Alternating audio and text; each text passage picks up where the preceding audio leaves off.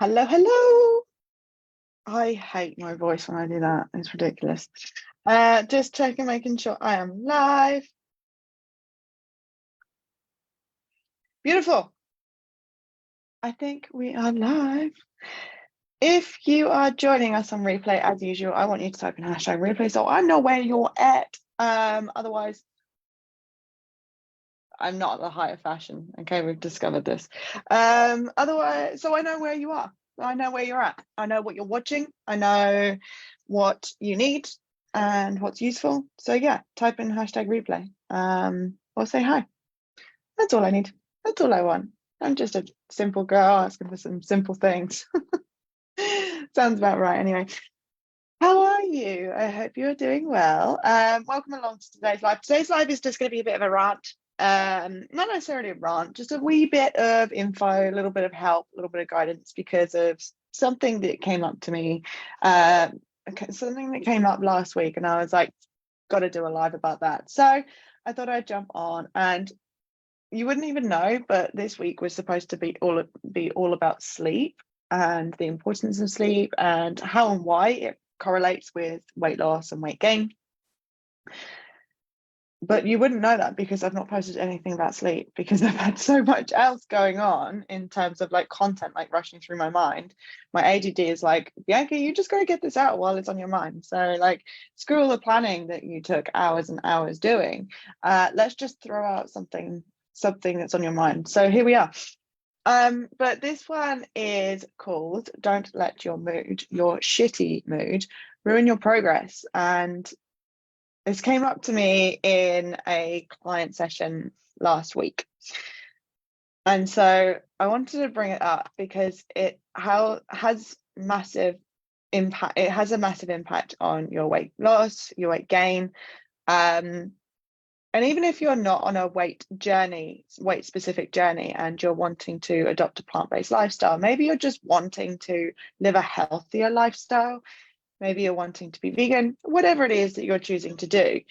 Often, no matter what your journey is, your mood will ruin your progress. So I noticed last week with my client calls with Sheila, I think everyone's getting to know Sheila very well. One of my last client calls with Sheila. Sorry to drop you under the bus here, babe. I noticed that when she came to the session, she was feeling quite deflated because of something that had happened that day, and she wasn't herself. She wasn't really that happy. And we spoke about it, and I was like, okay, so like what's happened, and we kind of did a bit of a dive and so I could understand what had happened. And I said, how has this impacted you? And she turned around and said, well, I ate this or I did this and this wasn't so great. And so what had happened is she'd let her mood determine what was going to happen next.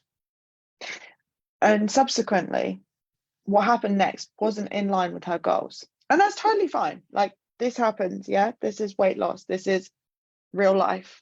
This is a health journey. It's not all daisies and fairies and all completely, going uphill, or should I say like that with your weight. It is you need to allow some fluctuation. You need to allow a little bit of lineage in there because we're not all perfect and we can't all be perfect all of the time. And that's totally fine. So we were talking about how her low mood, which was because of something else, was affecting her progress because this last week she hadn't been able to do the things that she wanted to do because she was feeling low and disappointed and sad. And so it kind of made me realize that we do tend to go to and choose bad foods, make poor choices when our mood is low. And that's just natural, regardless of whether you're on a weight loss journey, plant-based journey, whole foods, plant-based journey. If you're run down, your mood is low, your energy is low, you make poor choices. We all do. And like I said, totally fine, but we need to learn how to get around this. By the way, I don't even know if my headphones are connected, so I'm sorry if that made a lot of noise. Yeah, I don't even know if they're connected or not, so who knows. Hopefully you can hear me properly. So when our mood or energy is low, we make poor choices. And often it's because we feel the need to comfort ourselves. Please let me know if you've ever felt this before. Just drop in the comments and just say, yeah. When we make poor choices, it's often because we're trying to comfort ourselves in a way, or we're trying to rebel. Now, the comforting element, sorry, it looks like I've got nits. I talk way too much about random shit. I keep touching my head, but it's because my hair has been really bugging me today, and then I just realized how much it looked like I had nits because I was scratching my head. Sorry. Anyway, so oh my god, I've just had such a like an ADD day. Like I've not been able to focus whatsoever. Anyway, breathe. So it comes from a place of comforting or rebellion. Okay, so comforting. Tell me if either of these resonate with you. Maybe you've experienced one, or maybe you've experienced both. But the comforting element is more like, okay, so I'm feeling low. I need something to pick me up, or I want something to make me feel better, or I want something to make me happier. I want something to fill a void. So essentially, there's like a void, a lack of an emotion that you want to feel, or a desire, strong desire to feel a particular emotion. So regardless of whether it's you're running away from or running to something, the idea is that that activity comforts you. Otherwise, it's kind of like an act of rebellion. Again, tell me if you've ever experienced this before. And I certainly have experienced this in the past, where it's like, oh, well, they pissed me off. So actually, I'm going to go and eat some food, or I'm going to go and eat that because then they're going to feel sorry for me. Or then because I'm not supposed to, because they've annoyed me. So what are they going to do? How are they going to stop me? And it doesn't matter whether both of these or one of these resonates for you or you've experienced them before. They're not supportive of your goals, realistically. They're not going to help you achieve your goals.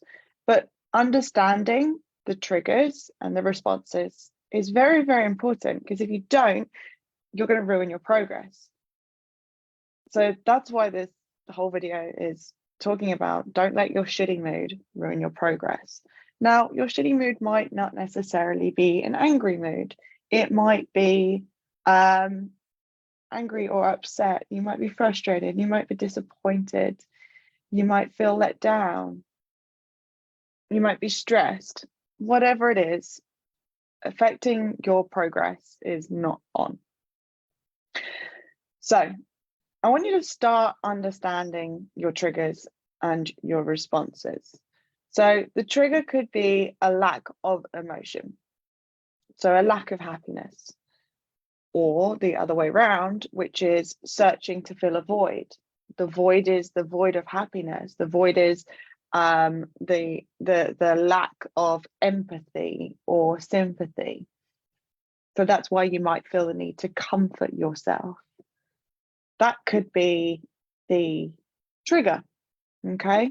Now, the response is a sabotaging response, because it's sabotaging your goals, right? It's stopping you from getting where you want to go, because often the response is food related, or it's detrimental to your health or your relationships, your social circle, your environment.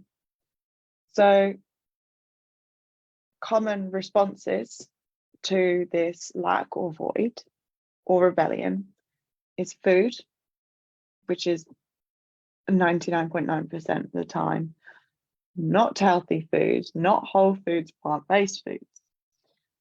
It's alcohol, smoking, and I say this loosely, laziness. I don't mean to say and point the finger and say you're being lazy, but it's coming from that lack of get up and go.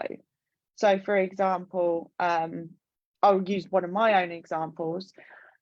If in an act of rebellion in my past relationship, in an act of rebellion, I would stay home and not go out and exercise because my partner at the time was a personal trainer and they were very much into their fitness, very, very much into their fitness. And me being lazy, I know annoyed them. Don't get me started. But me being lazy kind of like bugged them, or I knew that they would be disappointed in me. And that to me was that rebellious, like, haha, I'm feeling low or I'm feeling this. I want you to feel like this too. And trust me, that's a whole different ball game that I've had to tackle by myself. And I've done a lot of work on myself and with other coaches and stuff on that. So don't worry, I'm not in that place anymore. But I'm just giving you this as example just in case it resonates with you. So the trigger was a particular emotion and the response was out of rebellion and it was through laziness. So I just decided that I wasn't going to go to the gym or exercise that day. It was like, haha, I'll teach you. Well, actually, it didn't teach that person. And it didn't teach me very well either. It did in a way that I could look back on myself and go, Bianca, that's stupid. Didn't really work for you, did it? So it was an educational point, but at the time, it wasn't getting me to my goals, wasn't making me any healthier, wasn't making me any happier. And in fact, it was having the reverse effect. So let me know in the comments if there's been any time that you can see a trigger, a response. A trigger and a response. What's your trigger? Is it emotion?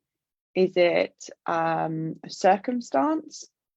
So perhaps your tire blows out on the way to work and you're like, oh my God, I'm so stressed. I need to be at work. What am I going to do? I'm going to smoke. Perhaps you've tried to give up smoking or you're trying to live a healthier lifestyle and you just know that you've got like 1 or 2 cigarettes left in the car. See how this example isn't just food related, but it can be adapted to whatever your trigger and response is. The good news is that we can shake this and we can change this. And the good news is that identifying these triggers and responses are just the start. But it is the biggest part. The biggest part is understanding where your triggers and where your general or your previous responses lie. We've realized it, we've recognized it, perfect. Let's move on. Let's find out how we can change the response. The triggers are always going to be there unless you do some deep work with coaches or my mind's gone blank, with professionals, if you do therapists, etc. If you do work with professionals on mental states sometimes, then you can work through that. But oftentimes the triggers will still be there. You know, it could be lateness, it could be traffic, it could be your boss. Like you can do all the internal work that you want, your boss is still going to react the same. So the reaction or the trigger is there, it's just your response that changes. And your response, if you're able to change it, can still help you stay in line with your goals. It can still help you lose weight because you don't need to use the old response, which was in a way part of your brain helping you cope. So it was a coping mechanism. It was a survival mechanism. And that's totally fine. That's why we are wired the way that we're wired. But it is now no longer serving us. So now we need to shift that and understand how we can respond in a way that actually helps us lose weight or stay in line with a healthy lifestyle or whatever your goal may be. So I actually have I have a handout that I give my clients. If you want it, just say handout below and I'll send it to you. So the handout is basically a way that you can outline your trigger and responses and swap it around. So if that's handy for you, just write in handout, just write in handout below, and I will send that through to you, no problem. So the good news is that we can shift it. First of all, I kind of want to talk a little bit about manifestation, both the good and the bad. So if you're manifesting a particular emotion, particular scenario, particular lifestyle or health, then you will get it. Where your energy goes, why do I always get this wrong? Where your thoughts go, your energy will flow. So that being said, manifestation has generally it has a reason to be there, and it has a purpose. So the purpose is that you are looking and wanting and believing that you are going to get something, and then it becomes the reality. Now, don't get me wrong. It's not like if you go and sit down and you go, right, I'm gonna get $1 million. I'm gonna get $1 million. I'm gonna get $1 million. $1 million isn't gonna land up in front of you magically. That's not, manifestation isn't magic. Manifestation is believing and acting in a way so hard and unbelievably and undeniably unshakable that you end up acting in a way that will get you there. Let me know if this is making sense. Just dropping into the comments. Donna Marie, you're in early, chick. Did you finish work early? Nice to have you here. So in terms of manifestation with mood, you can manifest a bad mood and you can manifest a good mood. Essentially, all you're thinking is all your energy is in where you're thinking. So if you're thinking good, happy thoughts, you can manifest that and bring that forwards. If you're thinking, oh, this is going to make me late, this is going to make me, this is going to get me told off at work, this is going to put me behind, I'm going to have to make excuses, I suck, this is annoying, life hates me, that will manifest inside your body physiologically and in your environment and mentally.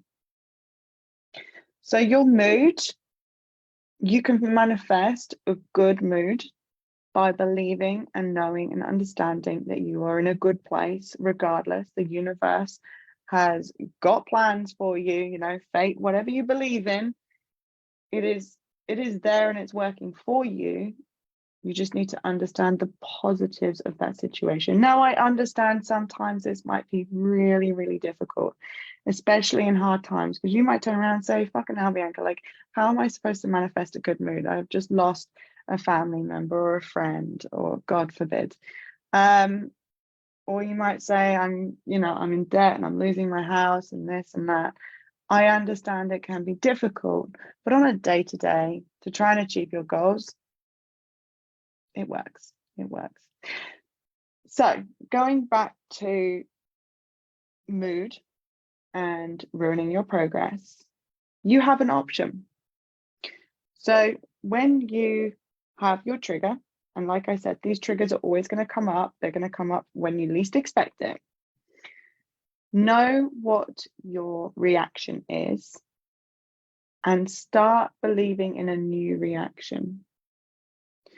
So for example, if you're getting caught in traffic, I've used this example like 3 times today. If you're getting caught in traffic on your way to work and you're thinking, oh, I'm going to be late, my boss is going to shout at me, that's just going to manifest inside your body.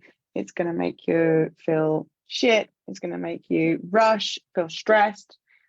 Not only does stress increase cortisol, it actually, it inhibits weight loss, basically. To cut the story short, you're going to be manifesting all of those negative emotions, right? So maybe look at the positive and go, right, okay, yes, my tire's blown out, or yes, I'm late in traffic, but what are the good reasons, or what is a good positive thing that I can take from this? Even though it's a shit situation, how can I make it good? How can I raise the happy hormones inside of me? How can I raise my frequency? How can I get over this without it sitting inside me and just gobbling up and eating me up from the inside? Because I guarantee you, if you're stuck in traffic and you get to work and you're late, that reaction is going to boil over and it's going to keep working into your day, and it's going to make you even more stressed throughout the day. And even though by the end of the day you've forgotten about it, the actual physiological stress inside your body has manifested and it is still there, but you're not realizing that you're still stressing about that traffic that you're stuck in the morning. So your trigger, if you find that you get angry a lot, your trigger might be stuck in traffic. Then you say, right, okay, how am I going to react? I'm going to react by looking at the positives and trying to understand what the positive intention of that was. And it might not be simple and it might not be obvious, but I need to believe that there is one.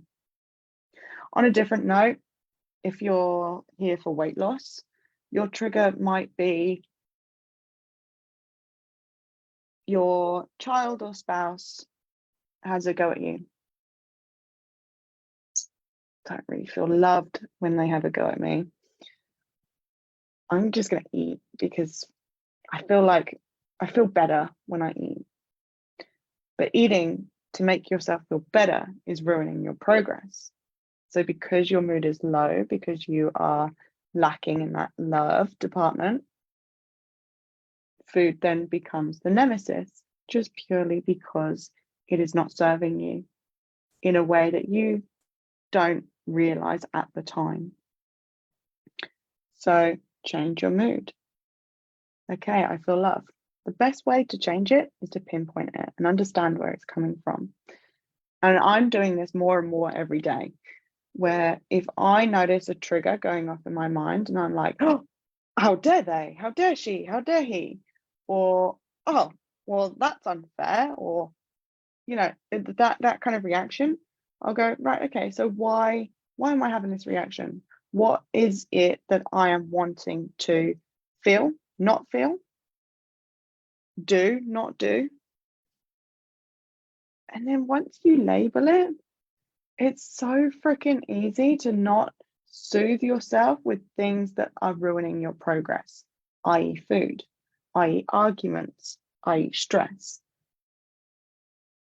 So you can change your mood by pinpointing what the trigger is, understanding what your instant reaction is or your response is, and choosing a different response. It will be hard. I'm not going to lie. I'm not going to sit here and tell you and be like, someone's going to shit on your doorstep and you're going to laugh.